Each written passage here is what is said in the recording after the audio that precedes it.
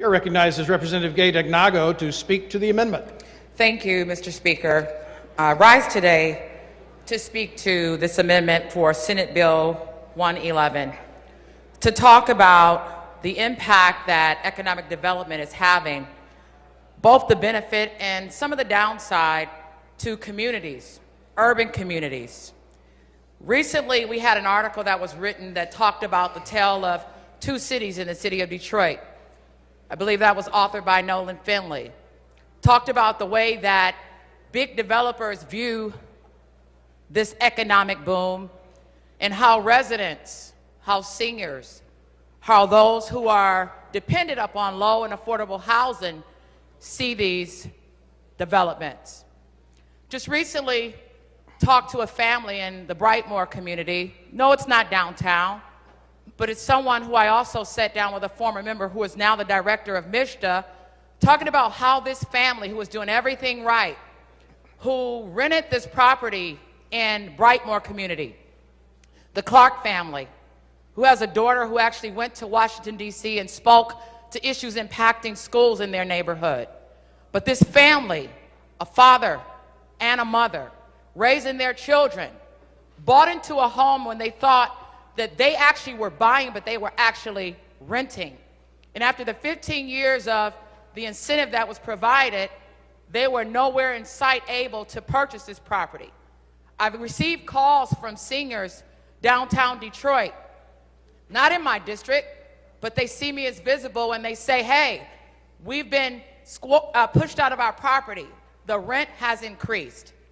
I received a press release from the mayor today talking about the partnership of labor. And yes, I strongly support labor, but I'm continuing to hear from residents who are challenged and perplexed on how they will have an opportunity to live in these big developments. And so my amendment is seeking to create an opportunity that will be in compliance with the City of Detroit's housing ordinance that calls for 20% or more residents of these residents to be low and affordable housing. We know the benefit, yes, from big million-dollar corporations and those who are coming to bring their resources, their money to the city, and redeveloping these brownfield properties that wouldn't ordinarily be utilized. But we also know the cries that are coming from those who might not one day be able to live in them. I've had the benefit of working downtown, working as a staffer before in Detroit City Council, and I knew a much different downtown. I remember the late Martha Jean the Queen talking about the development of the Kern block and her vision of seeing that area redevelop. And so now we see it. It's taken place.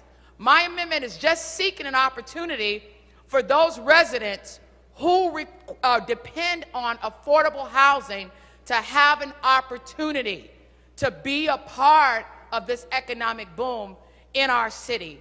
For the least of these to be considered, to have a housing opportunity, to live and play in the areas where we see this economic boom. So I'm asking for these brownfield developments to incorporate a component that will be in compliance for low and affordable housing for low-income families. Thank you, Mr. Speaker. Thank you, Representative Gay Dagnogo. The question for the House is the adoption of the amendment. Clerk will open the board. The amendment is not adopted. Are there further amendments? There are further amendments. The clerk will read. Representative Gay Dagnogo offers one amendment identified as Amendment 1G. Chair recognizes Representative Gay Dagnogo to speak to the amendment. Thank you so much. I come before you again, Mr. Speaker, to talk about economic development and the role that minority and women business contractors play in the field of economic development. We know that in the state of Michigan, women are disproportionately represented in the skilled trades. We're disproportionately represented in the industry of business.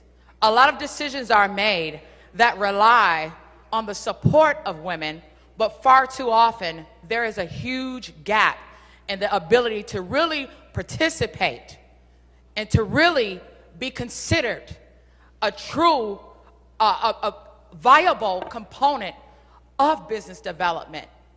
As 20% or a little bit more represented in the House, I think that it is incumbent upon all of us as women to realize that we should be considered contractors, that we should be valued as business owners, and that we should have a leading role in the economic boom of any business taking place in the state of Michigan that incorporates Michigan tax dollars. So I ask my colleagues to support in this amendment to advance minorities and women-owned business in this legislation. Thank you, Representative Gay Dagnogo. The question for the House is the adoption of the amendment. Clerk will open the board. The amendment is not adopted. Are there further amendments? There are further amendments. Clerk will read. Representative Gay Dagnogo offers one amendment identified as Amendment 1H. Chair recognizes Representative Gay Dagnogo to speak to the amendment. Thank you again, Mr. Speaker. Thank you again for all of the aforementioned reasons that I've outlined with this legislation. Once again, those occupants that will become business owners within these facilities that are using state of Michigan tax dollars. I believe that it is important from a city, especially predominantly African-American city, that minorities be given an opportunity to have 50% or more involvement in those businesses that will develop within the properties that are outlined by this legislation. Additionally, women-owned businesses with one or more women leading the business and the entity, either retail or otherwise, should have an opportunity to be considered and have place as an occupant for this legislation. So I'm asking my colleagues to support women advancing and minorities advancing as occupants in this business development.